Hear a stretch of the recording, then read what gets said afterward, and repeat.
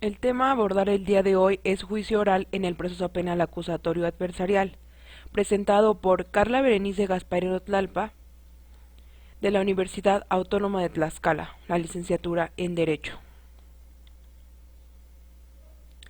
Para comenzar, tenemos que saber qué es un juicio oral.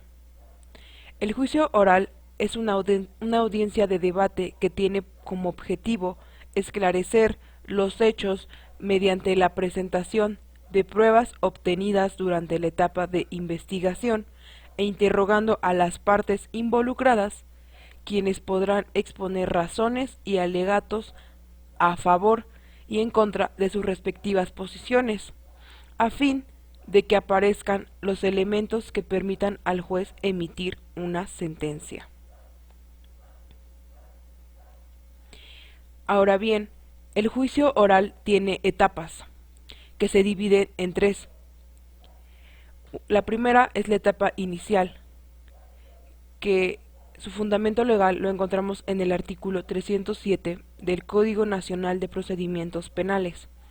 La etapa intermedia la encontramos en el artículo 334 del Código Nacional de Procedimientos Penales.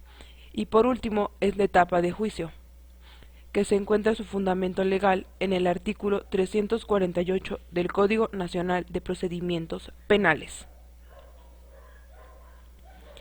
Hablaremos de la etapa inicial, que como lo habíamos mencionado, su fundamento legal es en el artículo 307 del Código Nacional de Procedimientos Penales.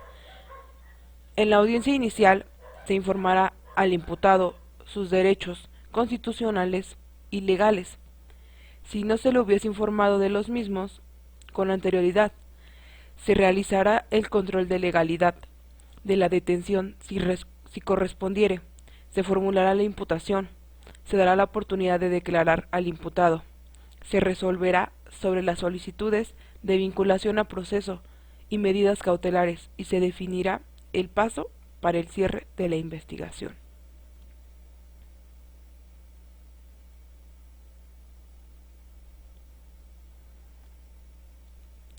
La etapa intermedia, su fundamento legal del artículo 334 del Código Nacional de Procedimientos Penales. La etapa intermedia tiene por objeto el ofrecimiento y admisión de los medios de prueba, así como la depuración de los hechos controvertidos que serán materia del juicio. En esta etapa se compondrá de dos fases, una escrita y otra oral.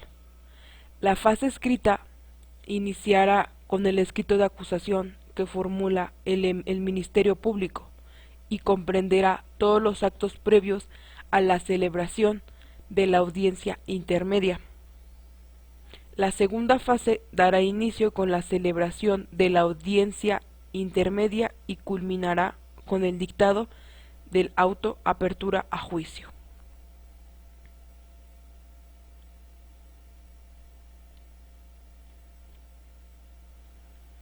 Y por último, tenemos etapa de juicio. Su fundamento legal lo tenemos en el artículo 348 del Código Nacional de Procedimientos Penales. El juicio es la etapa de decisión de las cuestiones esenciales del proceso. Se realizará sobre la base de la acusación en el que se deberá asegurar la efectiva vigencia de los principios de inmediación, publicidad, concentración, igualdad, contradicción y continuidad. Ahora hablaremos sobre los principios rectores. En el artículo 4 del Código Nacional de Procedimientos Penales habla de las características y principios rectores. El proceso penal será acusatorio y oral en el que se observarán los principios de publicidad, contradicción, concentración, continuidad e inmediación y aquellos previstos en la Constitución, tratados y demás leyes. Este código y la legislación aplicable establecerá las excepciones a los principios antes señalados, de conformidad con lo previsto en la Constitución. Tenemos 10 principios rectores. El primero es el principio de publicidad con fundamento legal en el artículo 5. Las audiencias serán públicas con el fin de que aquellas accedan no solo las partes que intervienen en el procedimiento, sino también el público en general, con las excepciones previstas en este código. Principio de contradicción. Fundamento legal, artículo 6 del Código Nacional de Procedimientos Penales. Las partes podrán conocer, controvertir o confrontar los medios de prueba, así como oponerse a las peticiones y alegatos de la otra parte, salvo lo previsto en este código. Principio de continuidad. Fundamento legal, artículo 7 del Código Nacional de Procedimientos Penales. Las audiencias se llevarán a cabo de forma continua, sucesiva y secuencial, salvo los casos excepcionales previstos en este código. Principio de concentración. Su fundamento legal, el artículo 8 del Código Nacional de Procedimientos Penales. Las audiencias se llevarán a cabo de forma continua, preferentemente en un mismo día o en días consecutivos hasta su conclusión en los términos previstos en este código, salvo los casos excepcionales establecidos en este ordenamiento. Principio de inmediación. Artículo 9 del Código Nacional de Procedimientos Penales. Toda audiencia se desarrollará íntegramente en presencia del órgano jurisdiccional, así como de las partes que deban de intervenir en la misma, con las excepciones previstas en este código. Principio de igualdad ante la ley. Fundamento legal, el artículo 10 del Código Nacional de Procedimientos Penales. Todas las personas que intervengan en el procedimiento penal recibirán el mismo trato y tendrán las mismas oportunidades para sostener la acusación o la defensa. No se admitirá discriminación motivada por origen étnico o nacional, género, edad, discapacidad, condición social, condición de salud, religión, opinión, preferencia sexual, estado civil o cualquier otra que atente contra la dignidad humana y tenga por objeto anular o menoscabar los derechos y las libertades de las personas. Principio de igualdad entre las partes. Fundamento legal, artículo 11 del Código Nacional de Procedimientos Penales. Se garantiza a las partes, en condiciones de igualdad, el pleno y restricto ejercicio de los derechos previstos en la Constitución, los tratados y las leyes de que ellos emanen. Principio de juicio previo y debido proceso. Fundamento legal en el artículo 12 del Código Nacional de Procedimientos Penales. Ninguna persona podrá ser condenada a una pena ni sometida a una medida de seguridad, sino en virtud de resolución dictada por un órgano jurisdiccional previamente establecido conforme a las leyes expedidas con anterioridad al hecho. Es un proceso sustanciado de manera imparcial y con apego estricto a los derechos humanos previstos en la Constitución, los tratados y las leyes que de ellos emanen. Principio de presunción de inocencia. Fundamento legal en el artículo 13 del Código Nacional de Procedimientos Penales. Toda persona se presume inocente y será tratada como tal en todas las etapas del procedimiento, mientras no se declare su responsabilidad mediante sentencia emitida por el órgano jurisdiccional en los términos señalados en este código. Y en el artículo 14 tenemos el último principio rector, que es el principio de prohibición de doble enjuiciamiento. La persona condenada, absuelta o cuyo proceso haya sido sobreseído no podrá ser sometida a otro proceso penal por los mismos hechos.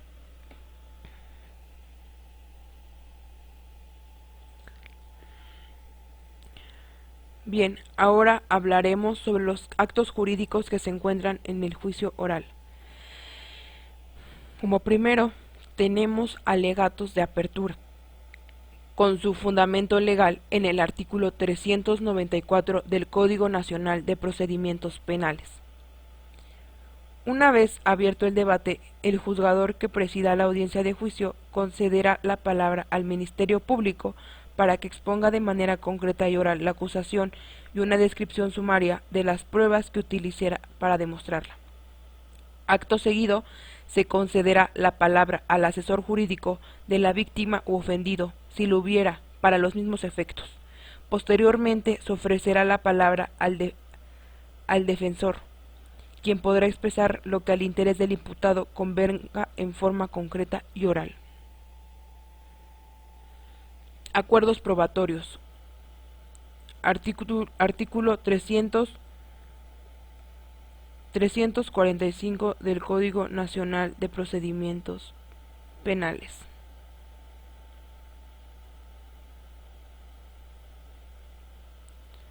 Individualización. Artículo 409 del Código Nacional de Procedimientos Penales. Después de la apertura de la audiencia de individualización de los intervinientes, el Tribunal de Enjuiciamiento señalará la materia de la audiencia y dará la palabra a las partes para que expongan, en su caso, sus alegatos de apertura. Acto seguido, le solicitará a las partes que determinen el orden en que desean el desahogo de los medios de prueba y declarará abierto el debate. Este iniciará con el desahogo de los medios de prueba y continuará con los alegatos de clausura de las partes. Teoría del caso.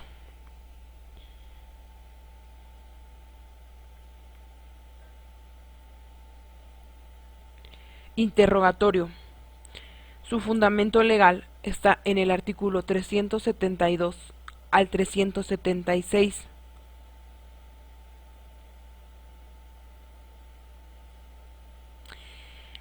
Otorgada la protesta y realizada su identificación, el juzgador que presida la audiencia de juicio concederá la palabra a la parte que propuso el testigo, perito o al acusado para que lo interrogue y con posterioridad a los demás sujetos que intervienen en el proceso, respetándose siempre el orden asignado. La parte contraria podrá inmediatamente después contrainterrogar al testigo, perito o al acusado. Después del contrainterrogatorio al oferente podrá preguntar al testigo en relación a lo manifestado. En la materia del contrainterrogatorio, la parte contraria podrá recontrainterrogar al testigo respecto de la materia de las preguntas. Y por último tenemos la sentencia absolutoria y condenatoria, que su fundamento legal se encuentra del artículo 405-406 del Código Nacional de Procedimientos Penales. En la sentencia absolutoria, el Tribunal de Enjuiciamiento ordenará que se tome nota del levantamiento de las medidas cautelares en todo índice o registro público y policial en el que figuren y será ejecutable inmediatamente. En la sentencia condenatoria fijará las penas o, en su caso, la medida de seguridad y se pronunciará sobre la suspensión de las mismas y la eventual aplicación de alguna de las medidas alternativas a la privación o restricción de libertad previstas en la ley.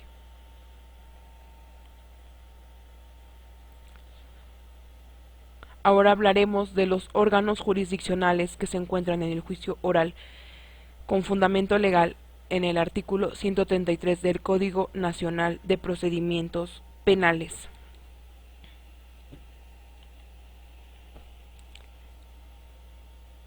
Uno de ellos es el juez de control.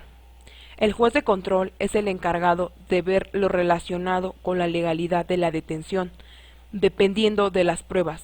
Determina si una persona debe ir o no a juicio y decide las medidas cautelares para asegurar que no se escape el imputado o se ponga en peligro la seguridad de las personas.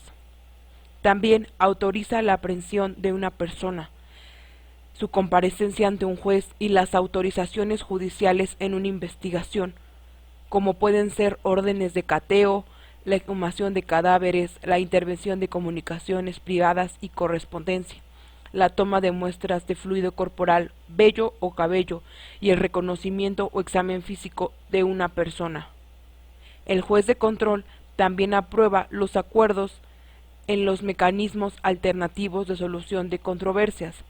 El tribunal de enjuiciamiento se integra por uno o dos jueces que son los responsables de llevar el juicio y dictar sentencia. Ahora hablaremos del tribunal de enjuiciamiento. El tribunal de enjuiciamiento está integrado por uno o tres juzgadores que intervienen después del auto de apertura a juicio oral hasta el dictado y explicación de sentencia, el cual deberá explicar toda la sentencia de absolución o condena. El tribunal de enjuiciamiento, dentro de los 3 días siguientes a aquel en que la sentencia condenatoria quede firme, deberá remitir copia autorizada de la misma al juez que le corresponde la ejecución correspondiente y a las autoridades penitenciarias que intervienen en el procedimiento de ejecución para su debido cumplimiento de conformidad con el numeral 413 del Código Nacional de Procedimientos Penales. Este está conformado por un juez presidente y es quien va a llevar la conducción y orden de dicha audiencia. Por lo tanto, es quien va a realizar todo tipo de manifestaciones, como individualización de las partes, resoluciones, etc. Y el segundo juez que integra el tribunal es denominado relator o redactor y se encarga de construir la sentencia con las manifestaciones y votos de todos los integrantes, el cual se encarga de la redacción y lectura en una audiencia pública.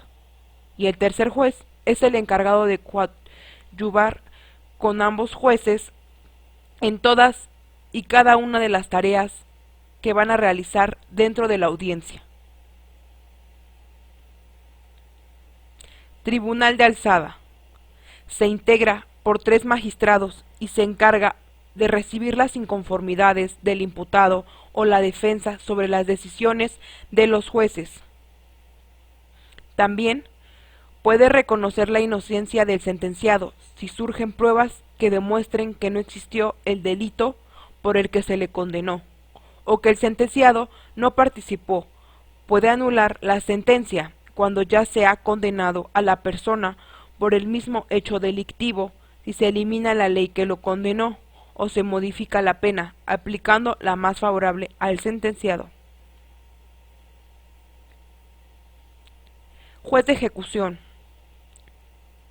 Este es el encargado de supervisar que la sentencia se cumpla en los centros penitenciarios con apego a la ley y los derechos humanos. Antes, el Poder Judicial no tenía la responsabilidad de dar seguimiento a lo que ocurría una vez que se dictaba sentencia.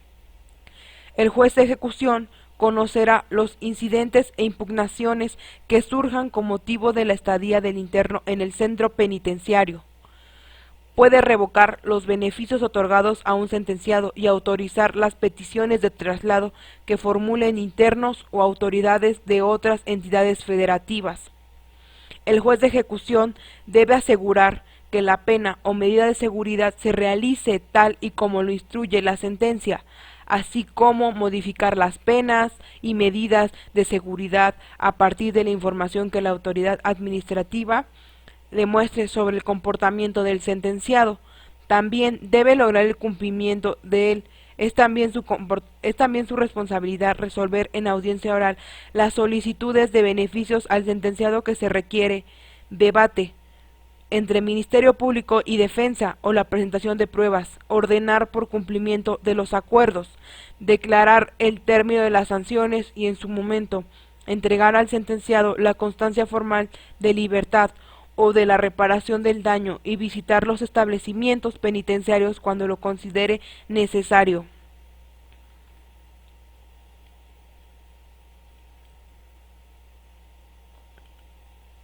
Ahora hablaremos de los elementos que conforman una sala de juicio oral. En primer lugar, tenemos el Tribunal de Enjuiciamiento. El Tribunal de Enjuiciamiento, como ya lo habíamos mencionado, siempre estará presente en las audiencias. A esto se le llama principio de inmediación. El Tribunal de Enjuiciamiento podrá estar integrado por 1 o por 3 juzgadores. En segundo lugar, auxiliar de sala. El auxiliar de sala es el apoyo directo a las partes durante la audiencia de juicio oral. Imputado. El imputado tiene derecho a conocer directamente todas las pruebas presentadas en su contra y ser considerado inocente hasta el dictado de la sentencia. Defensor. El defensor estará siempre presente cuando se presenten las pruebas. Su rol es asegurar que el imputado tenga una defensa técnica y de calidad. El defensor deberá ser licenciado en Derecho. La víctima. La víctima tiene derecho a estar presente en el juicio y participar en él, así como inconformarse. Asesor jurídico de la víctima. El asesor acompañará a la víctima para brindarle apoyo jurídico y le explicará lo que está ocurriendo en el proceso penal. El servicio del asesor jurídico es totalmente gratuito. Ministerio Público. El Ministerio Público debe presentar las pruebas con las que se acusa al imputado. El Ministerio Público, al ser abogado del Estado, procura justicia. Testigos. Los testigos rendirán su testimonio frente al Tribunal de Enjuiciamiento a los involucrados en el proceso. Deberán dirigirse con honestidad y contestar las preguntas conforme a lo que observaron. Medios de comunicación. Los medios de comunicación podrán ingresar al espacio que se destine para ellos. Podrán tomar notas sobre el proceso e informar a la sociedad. Los medios de comunicación deberán respetar las normas sobre protección de datos personales y cualquier otra disposición aplicable. Policía procesal. Encargados del control, vigilancia y mantener el orden en la sala de juicio oral. El público. La presencia del público fomenta la transparencia en las actuaciones y decisiones judiciales. El acceso del público en general a las audiencias es una de las partes que se conoce como el principio de publicidad. Micrófonos. La sala cuenta con micrófonos que permiten grabar todo lo que se dice en juicio y además reproducirlos en bocinas para que todos escuchen. Videocámaras. Todas las audiencias serán videograbadas. Para esto, las salas de juicio oral cuentan con múltiples cámaras que permiten grabar toda la audiencia desde distintos ángulos. Y por último, pantalla de televisión. Aquí se podrá mostrar las pruebas que se presentan en el juicio. Esto sería todo por mi presentación. Gracias.